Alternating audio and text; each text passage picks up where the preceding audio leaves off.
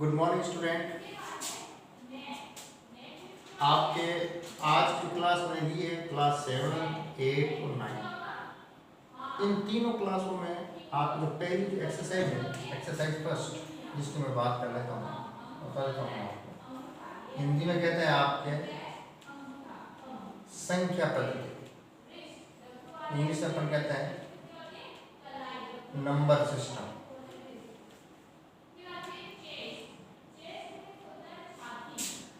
ये पहली एक्सरसाइज है। 9th क्लास में इसी नाम से, 8th क्लास में भी है और 7th क्लास में। किसी में परिमेय है, परिमेय लिखा हुआ है, किसी में वास्तविक संख्या लिखा हुआ है, किसी में संख्या पद्धति लिखा हुआ है। तो कुछ नहीं, बात चीज़ वही है। आपको इस पहली प्रश्नावली के अंदर तीनों क्लासों के अंदर गणित के अंदर वो किस किस प्रकार की संख्याएं होती है, कौन कौन सी संख्याएं होती है, उन सब की आपको सामान्य जानकारी दी गई है और उसके आधार पर ही आपके आगे की जो है एक्सरसाइज में सवाल दे रखे हैं। तो ये पहली एक्सरसाइज है आपके 7, 8 और 9 तीनों क्लास के स्टूडेंट के लिए। सबसे पहले हम शुरुआत करते हैं। ये जो आपको मैंने नंबर्स लिख रखे हैं, वैसे और भी बहुत सारे नंबर्स होते हैं, मगर सबसे पहला जो नंबर है आपके जो संख्या होती है प्राकृत संख्या होती है। अगर मैं प्राकृत संख्याओं की बात करूँ तो प्राकृत संख्या जब बच्चा स्कूल में जाता है तो सबसे पहले वहाँ पे जाके जो गिनती सीखता है, काउंटिंग सीखता है, उसी को नेचुरल नंबर बोला जाता है। इसका मतलब आप कह सकते हो कि जो आप गिनती बोलते हो 1, 2, 3, 4 और ये अनंत तक चलती है, इन्फिनिटी। आप अपने सर के बाल नहीं गिन सकते, आसमान में तारे नहीं गिन सकते। इसी प्रकार से प्राकृत संख्या भी अनंत होती है। अनंत का मतलब जिनको आप गिन नहीं सकते, ठीक है ना। तो ये काउंटिंग जो है आपको शुरू होती है 1 से और ये आगे तक चलती है अनंत तक। उसके बाद में आता है पूर्ण संख्या। अब पूर्ण संख्या क्या होती है, जिसको इंग्लिश के अंदर बोलते हैं होल नंबर। अब पूर्ण के अंदर होता है क्या है कि प्राकृत संख्या का रूप है, मगर इसमें से शुरुआत किससे कर देते हैं अपन, 0 से, और ये भी आपके आगे तक चलते रहते हैं। तो इसका मतलब पूर्ण संख्या कौन सी हो गई, वह संख्या जो 0 से स्टार्ट होती है और अनंत तक चलती है। प्राकृत संख्या 1 से शुरुआत होती है और अनंत तक चलती है। अब बात करते हैं पूर्णांक। इंग्लिश में इसको बोलते हैं इंटीजर्स। पूर्णांक क्या होता है, पूर्णांक जैसे कि मान लो मैं आपको एक संख्या लेकर बताऊं, इसको नंबर लाइन बोला जाता है। हमारी जो गिनती शुरू होती है, जो पूर्ण संख्या शुरू होती है, जिससे होल नंबर को कहते हैं 0 से शुरू होता है ना, 0 से, और इसको आप आगे तक लेके चलते रहते हो, 0, 1, 2, 3, 4, 5, ठीक है ना। अब इसी तरीके से वैसे कई बार आपसे पूछा जाता है कि भाई सबसे छोटी संख्या कौन सी होती है, वो बच्चा अमूमन कई जने कहते हैं 1 होती है, कोई कहता है सिर्फ 0 होती है। अगर मुझसे कोई पूछे तो 0 से तो छोटा नंबर होगा, 0 से छोटी भी संख्या होती है। कैसे, ये संख्या सारी प्लस के अंदर है। अगर आप उल्टे हाथ में चलोगे तो ये संख्या कहाँ से शुरू हो जाती है, आपके माइनस। इस प्रकार से अब आपको समझ में आ रहा होगा कि पूर्णांक का मतलब क्या होता है, वह संख्या यानी आप प्राकृत ले लो चाहे पूर्ण ले लो, वह संख्या जो प्लस में भी होती है और माइनस में होती है, उसको अपन क्या कहते हैं, पूर्णांक यानी इंटीजर्स बोलते हैं, ठीक है ना। आगे चल के हम इसकी विस्तार से चर्चा करेंगे आपके एक्सरसाइज के क्वेश्चन के अकॉर्डिंग। फिलहाल अभी इतना है। उसके बाद अपन बात करते हैं सम संख्या। सम संख्या इसको इंग्लिश में बोलते हैं इवन नंबर्स।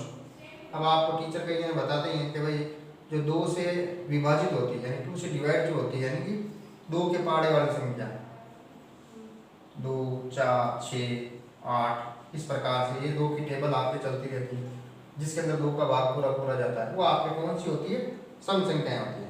उसके बाद अपन बात करते हैं विषम संख्या। विषम संख्या इसको क्या बोलते हैं, ओड नंबर, ठीक है ना। कई बार ये होता है कंफ्यूज होते हैं। कंफ्यूजन कैसे होता है कि जैसे कि इवन और ओड, हिंदी मीडियम वाले तो ज़्यादा कंफ्यूज नहीं होते हैं, इंग्लिश मीडियम वाले ज़्यादा कंफ्यूज हो जाते हैं कि भाई इवन और ओड में सम कौन सी, विषम कौन सी है। अब इसके अंदर देखो कितने नंबर इवन के स्पेलिंग में, 1, 2, 3, 4 नंबर, यानी 4 वर्ड है इसके अंदर। इसका मतलब 4 किसके आता है, किसके अंदर आता है, 2 की टेबल में। तो ये आप समझ जाना कि भाई ये 2 से विभाजित है, 2 से डिवाइड होने वाली संख्या है। उसके बाद में विषम संख्या की बात करें, ओड। अब ओड की स्पेलिंग क्या होती है, O डबल डी। इसमें कितने नंबर है, 3। इसका मतलब इसमें 2 से डिवाइड नहीं होता है ना। तो ये हो जाएगी आपकी कौन सी, 1, 3, 5, 7, 9।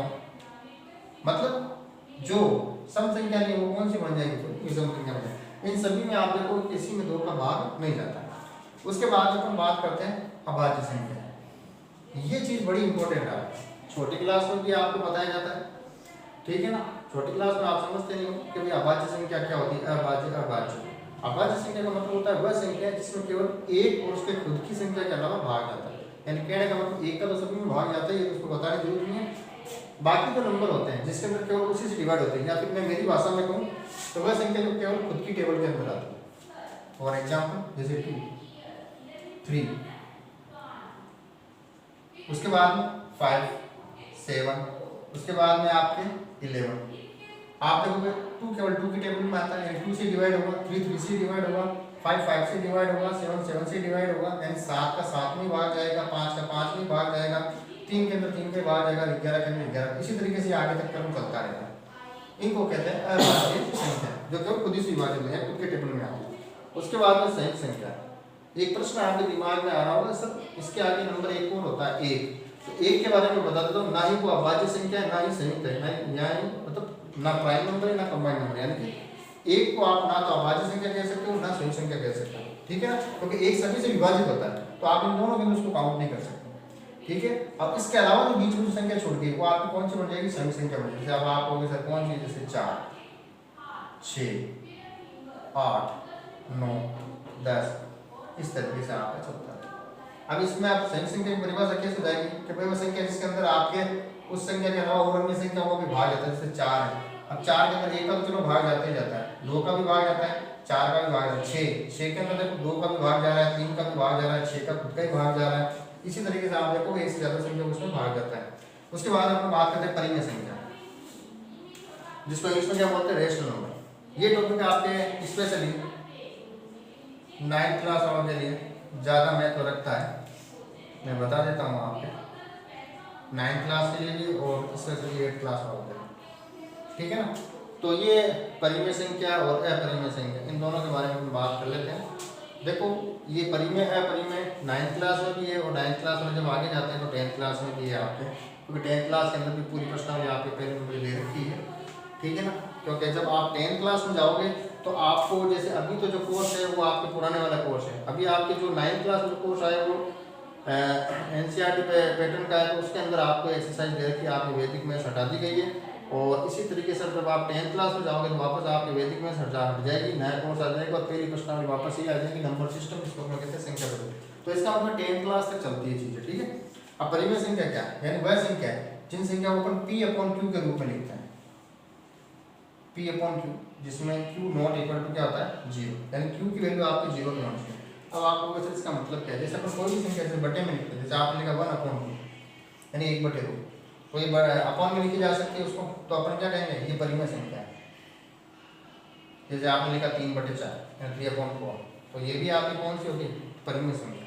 अब किसने कहा सर मैंने तो केवल अपन ने 5 लिखा है, तो मैं आपको बता दूं इन सब के अपॉन में हमेशा बटे में क्या चलता है, 1 चलता है, वो दिखता नहीं है, यानी 1 से सब डिवाइड है, 4 से डिवाइड है, 2 से डिवाइड है, यानी इसमें 2 का भाग जा रहा है, इसमें 4 का भाग लगाया जा रहा है, इसमें 1 का भाग है, 1 का तो भाग सब में लगता है, इसका मतलब 5/1, यानी इन सभी के बटे में हम क्या कह सकते हैं कि ये 1 है। इसका मतलब इनके नीचे भी 1 चल रहा है। तो अगर आपको केवल 5 लिखा हुआ है, तो अगर आपको पूछे परिमेय है कि नहीं, तो आप क्या कहोगे उसको परिमेय संख्या है। हाँ अगर ऐसे लिख दिया जाए, क्योंकि यहाँ पे देखो अपन ने कंडीशन क्या लिखी, Q नॉट इक्वल टू 0, यानी Q की वैल्यू 0 नहीं होनी चाहिए। अगर 0 हो गई तो फिर वो परिमेय संख्या नहीं होगी। तब आप समझ गए होंगे कि अगर 5/0 है तो वो परिमेय नहीं है, और अगर केवल 5 है यानी 5/1 तो वो कौन सी हो जाएगी, परिमेय संख्या हो जाएगी। अब अपन बात कर लेते हैं अपरिमेय संख्या यानी इर्रेशनल नंबर। अब यहाँ पर क्या होता है, अपरिमेय संख्या। अपरिमेय संख्या में क्या होता है, जैसे रूट के अंदर जो संख्या आती है, जैसे √2, √3, √5। अब आप तो सर आपने √4 तो लिखा ही नहीं, तो चलो मैं √4 की बात कर लेता हूँ। 4 किसका वर्ग होता है, 2 का। इसका मतलब इसको अपन सोल्व कर सकते हैं, यानी वह संख्या अंडूड के अंदर या वर्गमूल के अंदर जो होती है, जो सरल नहीं होती है, जो सरल नहीं होती वो तो अपरिमेय संख्या हो जाएगी, और जो सरल हो जाती है वो कौन सी हो जाएगी, वापस परिमेय संख्या बन जाएगी, ठीक है ना। अब एक और 9th क्लास में इस बार आपके एनसीईआरटी बेस्ड जो कोर्स है उसमें 1 नंबर वो जुड़ जाता है, वास्तविक संख्या। अब वास्तविक संख्या क्या होती है, यानी अगर आप परिमेय और अपरिमेय संख्या में अगर संबंध स्थापित करते हो, संबंध का मतलब ये होता है यानी आप उसको जोड़ रहे हो या घटा रहे हो, यानी प्लस या माइनस कर रहे हो, तो प्लस और माइनस करने पर एक नई संख्या बढ़कर के सामने आती है, उसको हम क्या कहते हैं, रियल नंबर यानी वास्तविक संख्या। कैसे, फॉर एग्जाम्पल जैसे आपने लिखा है ये कौन सी है, परिमेय संख्या। अब आपने इसके अंदर कोई अपरिमेय संख्या जोड़ दी, मैंने अंडू 2 जोड़ी, आपको इसमें अंडू 3 भी जोड़ सकते हो। तो ये कहने का मतलब ये क्या होगी, वास्तविक संख्या होगी। अब यहाँ पर जोड़ रहे हैं, अब किसने कहा सर, मैंने ऐसे लिखा अंडू 3 -5 कर दिया सर, कोई बात नहीं। यानी कहने का मतलब है अगर प्लस माइनस अगर आप करते हो, जोड़ते हो परिमेय अथवा अपरिमेय संख्या, तो कौन सी संख्या बन जाएगी, वास्तविक संख्या बन जाएगी। इसके अलावा भी और भी संख्या है, मगर मेनली जो संख्या थी मैंने आपको बता दी। बाकी क्लास वाइज आपके पहला चैप्टर शुरू किया जाएगा, उसके अंतर्गत आपको बता दिया जाएगा कि कौन सी चीज़ कहाँ इंपॉर्टेंट है और कौन सी चीज़ नहीं इसके अंदर जुड़ रही, तो बता दी जाएगी। फिलहाल के लिए इतना ही, इसको नोट करना।